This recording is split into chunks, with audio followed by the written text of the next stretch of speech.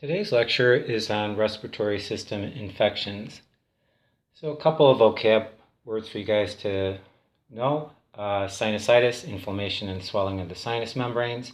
Pharyngitis is inflammation of the pharynx or throat. And epiglottis, inflammation and swelling of the epiglottis and can quickly block the airway. The mucociliary escalator is one that is very important for you guys to know. It's obviously, there's cilia present, there's mucus present, and what happens, guys, is that the mucus will trap the debris, and again, the escalator only has one way to go, and that's up, and it prevents things from going into your lungs. Some more vocabulary words. Laryngitis, I think you've heard of, inflammation, swelling of the larynx. Tracheitis, inflammation and swelling of trachea. Bronchitis, inflammation and swelling of the bronchi and or bronchioles. A disease I'd like you guys to know, or condition I'd like you guys to know, is called croup. A lot of kids get this sometimes. And the interesting thing with this is that it's an inflammation of the larynx, trachea, and bronchi, and bronchioles as well. And it's caused mainly by viruses. And one of the things that is characterized is a barking cough, arf, arf, and what's called stridor. So stridor, guys, is when you have wheezing. And you guys have probably heard people when they're breathing in, sometimes you get this little bit of a whistle or wheeze that's known as stridor. Pneumonia is another thing I hope you're aware of, and that's inflammation of the alveoli. And a lot of times during pneumonia, people's lungs can start to fill up with fluid. Dyspnea, term to know, is shortness of breath. Now, the common cold, guys, is caused by viruses. That's the key thing to know about that. And there's actually 200 distinct types of viruses that can cause the common cold. Good news is it's usually self-limiting.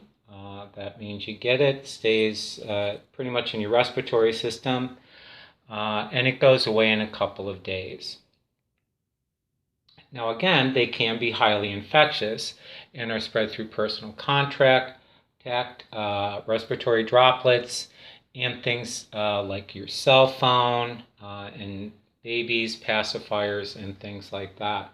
So it's very important, again, wash your hands, right, guys? Wash your hands. Here's my hand. It's got to be washed. Okay?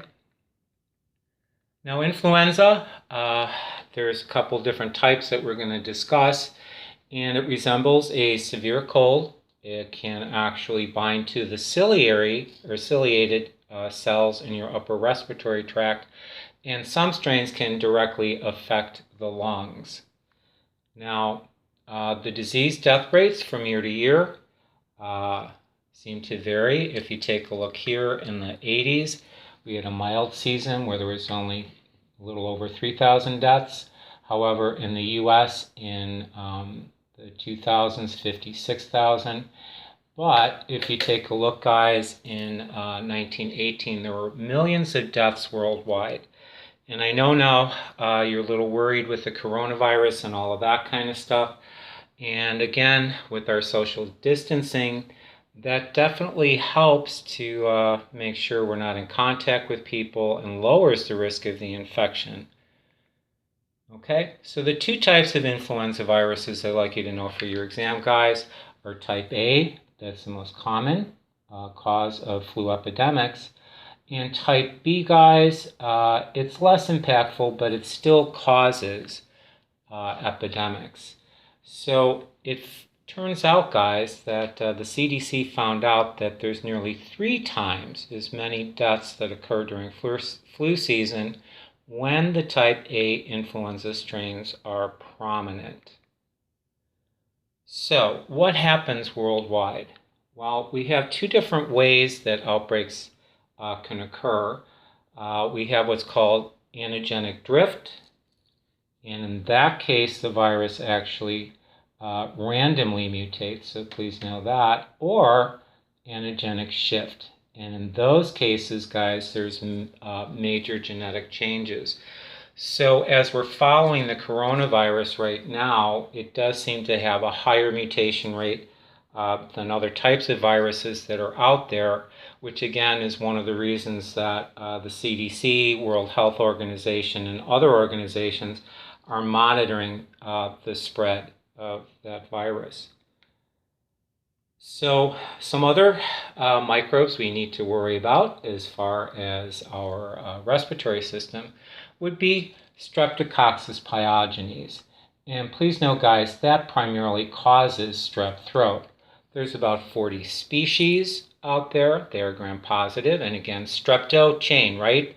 These grow in chains. Now, one of the reasons we have to be aware of this one is that there are a lot of different strains of this that can cause endocarditis, which is inflammation in the heart, pharyngitis, meningitis, urinary tract infections, sepsis, also leads to dental problems, skin infections, and pneumonia. So this is a pretty virulent type of bacteria.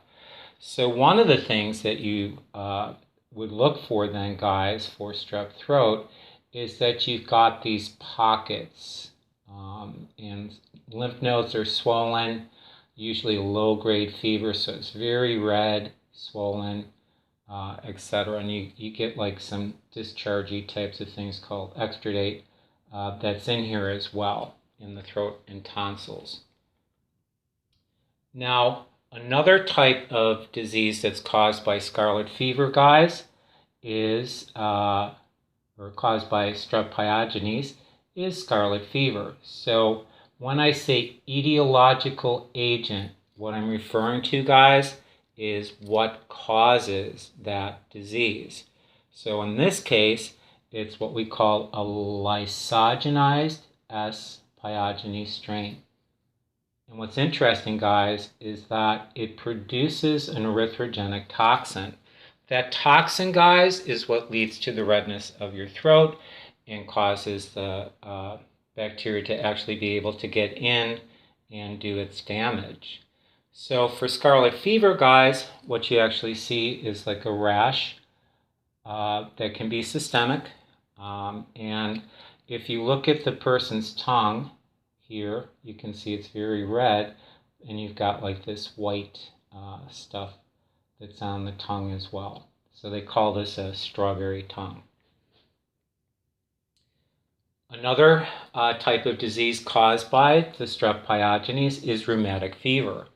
And please note that the strep strain that causes this has what we call rheumatogenic M protein. Rheumatogenic M protein. So please know that.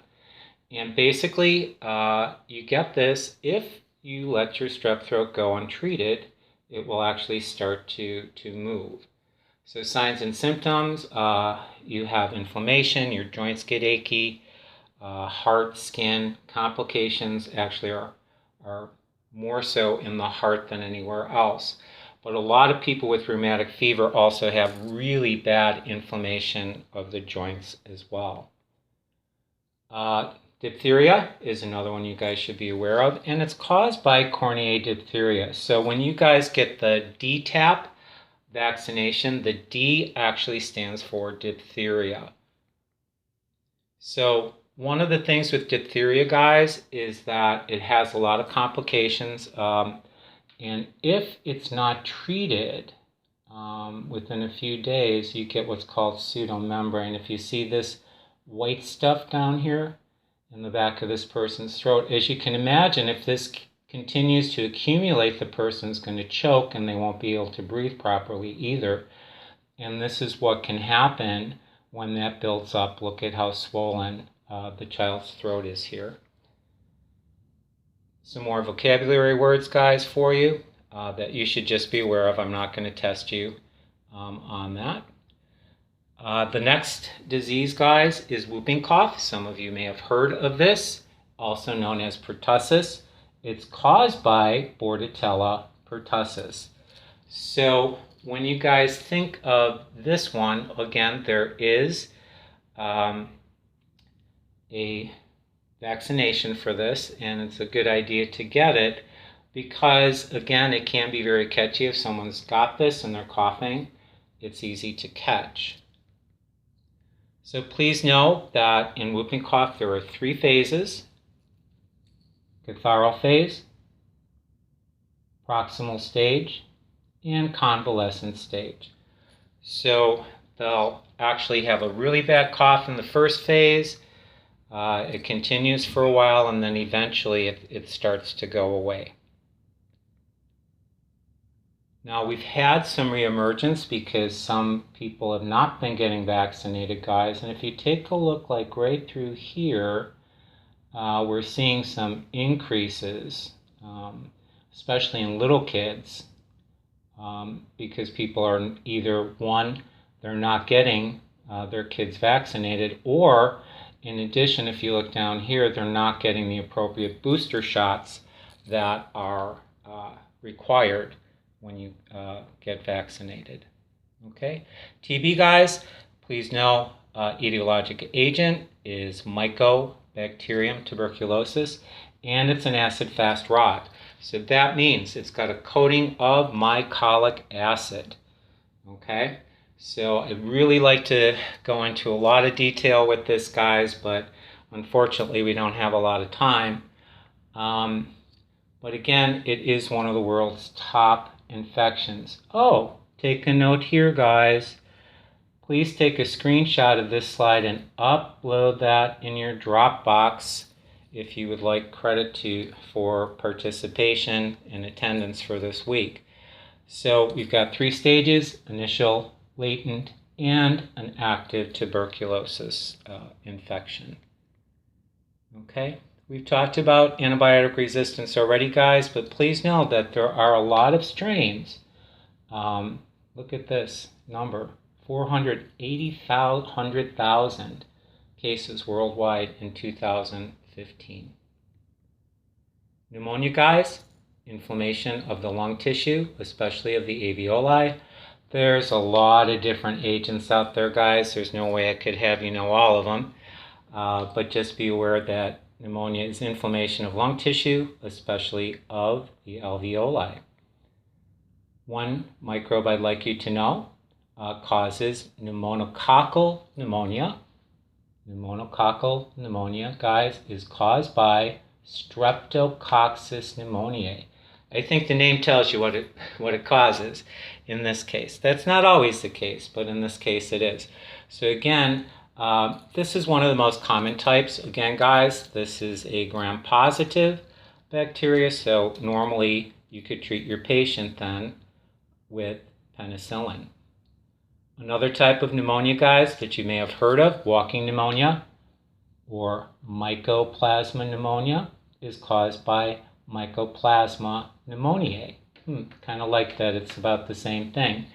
So with this one, guys, this microbe, Mycoplasma, doesn't have a rigid cell wall. Remember we talked about gram-positive, thick peptidoglycan, teichoic acids, gram-negative, outer membrane, LPS, porins, thin peptidoglycan.